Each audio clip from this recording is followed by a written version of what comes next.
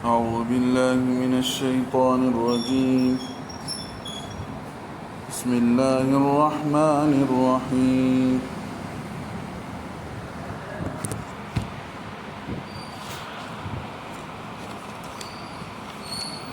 وإذا طلقتم النساء فبلغن أجلهن فأمسكوهن بمعروف أو سرحوهن بمعروف ولا تمسكوهن ضرارا لتعتدوا ومن يفعل ذلك فقد ظلم نفسه ولا تتخذوا آيات الله هزوا واذكروا نعمة الله عليكم وما أنزل عليكم من الكتاب والحكمة يعظكم به واتقوا الله واعلموا أن الله بكل شيء عليم.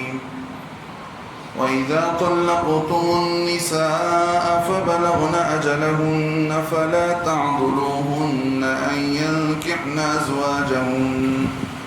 أزواجهن إذا تراضوا بينهم بالمعروف ذلك يوعظ به من كان منكم يؤمن بالله واليوم الآخر ذلكم أزكى لكم وأطهر والله يعلم وأنتم لا تعلمون. صدق الله العظيم.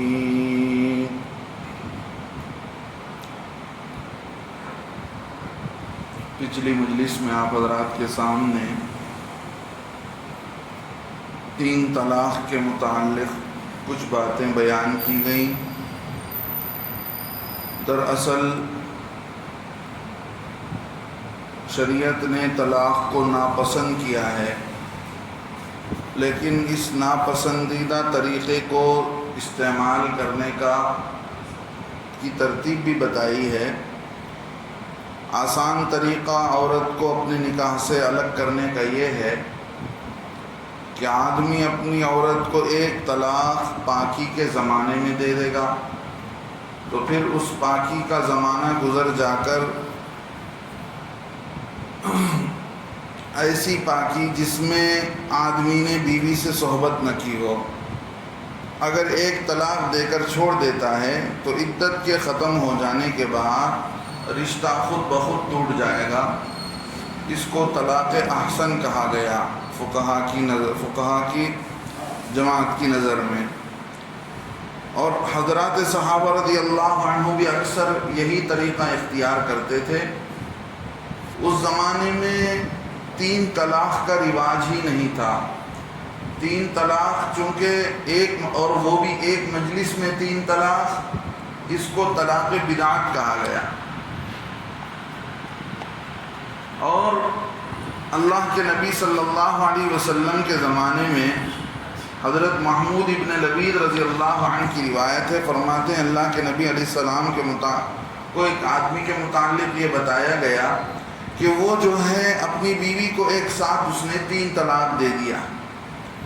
اللہ کے نبی صلی اللہ علیہ وسلم غصے سے کھڑے ہوئے، فرمایا کہ دیکھو کیا میں تمہارے بیچ میں موجود ہوں؟ نسائی شریف کی روایت ہے، میں تمہارے بیچ میں موجود ہوں، ایسے وقت میں اللہ کی کتاب سے کھیل کھیلا جا رہا ہے، اللہ کی کتاب کے ساتھ کھلواڑ ہو رہا ہے. اللہ کے نبی صلی اللہ علیہ وسلم اتنے غصے سے تھے کہ ایک صحابی نے پوچھا اللہ کے نبی علیہ السلام اگر آپ اجازت دیں تو ایسے آدمی کو میں قتل کر دوں. تو اس سے یہ معلوم ہوتا ہے کہ اس زمانے میں 3 طلاق کا رواج نہیں تھا. آسان طریقہ کیا ہے؟ وہ یہ ہے کہ آدمی 1 طلاق دے ایسی پاکی کے زمانے میں جس میں عورت سے ملاقات نہیں کیا ہے، پھر اس کو چھوڑ دے تو اس کی عدت پوری ہو جانے پر اس پر طلاق اس کا نکاح ٹوٹ جاتا ہے. اس کو 1 طلاق بائن کہتے ہیں، طلاق احسن بھی کہا گیا. دوسری حدیث حضرت عائشہ رضی اللہ عنہا کی اللہ کے نبی صلی اللہ علیہ وسلم کے زمانے میں ایک آدمی نے اپنی بیوی کو 3 طلاق دی. اس عورت نے دوسری جگہ نکاح کر لیا عدت گزرنے کے بعد. تو اس دوسرے شوہر نے بھی اسے طلاق دے دی، ایسا بھی ہوا۔ تو اللہ کے نبی صلی اللہ علیہ وسلم سے پوچھا گیا کیا یہ عورت پہلے شوہر کے لیے حلال ہو سکتی ہے؟ ہاں، کہ اگر پہلا شوہر چاہے تو اس کو، آپ صلی اللہ علیہ وسلم نے فرمایا نہیں، اس وقت تک نہیں جب تک کہ پہلے دوسرے شوہر سے ہم بستری نہ ہو جائے اور دونوں ایک دوسرے سے آپس میں لطف اندوز نہ ہو جائیں، اس وقت تک اس کے لیے حلال نہیں ہے۔ اور یہ صاف حدیث یہ بتاتی ہے کہ اللہ کے نبی صلی اللہ علیہ وسلم نے یہ بتا دیا کہ 3 طلاق ایک مجلس کی 3 طلاق واقع ہوتی ہے۔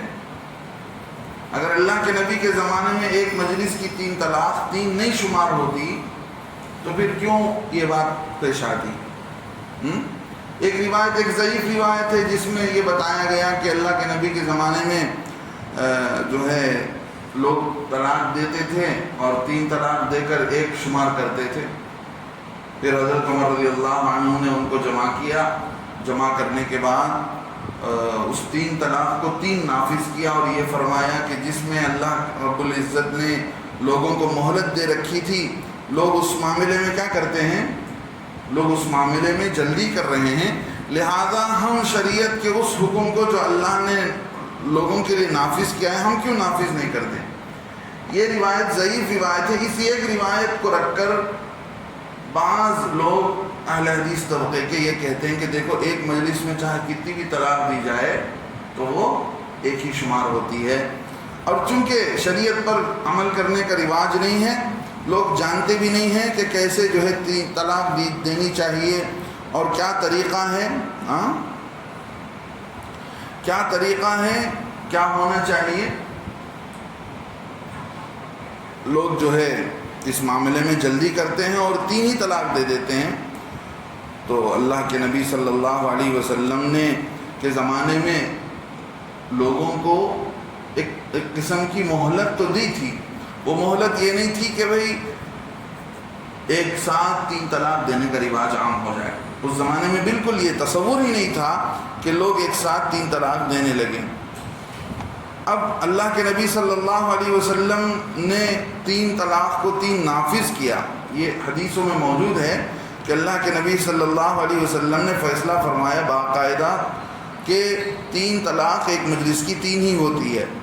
امام قرطبی رحمۃ اللہ علیہ فرماتے ہیں کہ حضرت سعید ابن جبیر اور بہت بڑے مفسر گزرے ہیں، مجاہد رحمۃ اللہ علیہ اور عطاء ابن ابی رباح اور عمر ابن دینار اور مالک ابن حویرث اور حمد ابن ایاس اور نعمان ابن ابی عیاش، یہ بڑے بڑے اپنے زمانے کے علماء گزرے ہیں، ماہر تھے قرآن کی تفسیر میں، حدیث کے علوم میں۔ تو یہ سارے حضرت عبداللہ ابن عباس سے روایت نقل کرتے ہیں کہ جو شخص بھی اپنے عورت کو 3 طلاق دے اس بارے میں وہ 3 طلاق 3 ہی شمار ہوں گی، ایک شمار نہیں کی جائیں گی۔ تو یہ سزا ہے۔ کیا سزا ہے؟ کہ آدمی طلاق کے استعمال کو غلط طریقے سے استعمال کر رہا ہے، جبکہ اللہ نے آپشن دے رکھا ہے، 1 بار بھی دے کر الگ کر سکتا ہے اپنی بیوی کو، 2 بار دے کر الگ کر سکتا ہے، لیکن ایک ساتھ 3 طلاق کا استعمال کر رہا ہے تو اب اس کو یہ سزا دی گئی کہ ہمیشہ کے لیے تیری عورت الگ ہو گئی۔ پھر اس کو اگر وہ دوبارہ نکاح کرے گی پھر وہ کسی دوسرے کے نکاح میں جائے گی اور جو ہے وہ اس سے ہم بستری کرے گا، ملاقات کرے گا، پھر وہ چھوڑے دے کسی وجہ سے تو پھر عدت گزرنے کے بعد یہ دونوں چاہے تو نکاح کر سکتے ہیں۔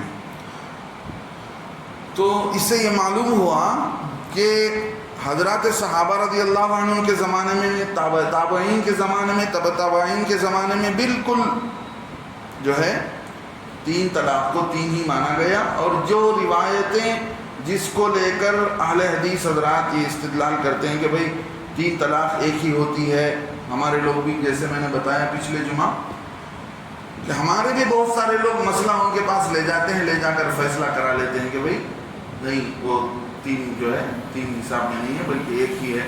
وہ ضعیف احادیث کو سامنے رکھ کر اس پر فیصلہ کیا جاتا ہے، بالکل یہ غلط ہے۔ حضرت عمر رضی اللہ عنہ نے جو فیصلہ کیا، ایک مجلس کی 3 طلاق کو 3 اس پر صحابہ کا اجماع ہوا، سارے صحابہ نے اس پر فیصلہ کیا، حضرت علی، حضرت عثمان اور حضرت بڑے بڑے صحابہ نے اس پر فیصلہ کیا۔ ہاں، اس کی دلیل کیا ہے؟ حضرت امام حسن رحمۃ اللہ علیہ کی ایک بیوی تھی، ان کا نام تھا عائشہ خثعمیہ۔ عائشہ خثعمیہ ان کی ایک بیوی تھی۔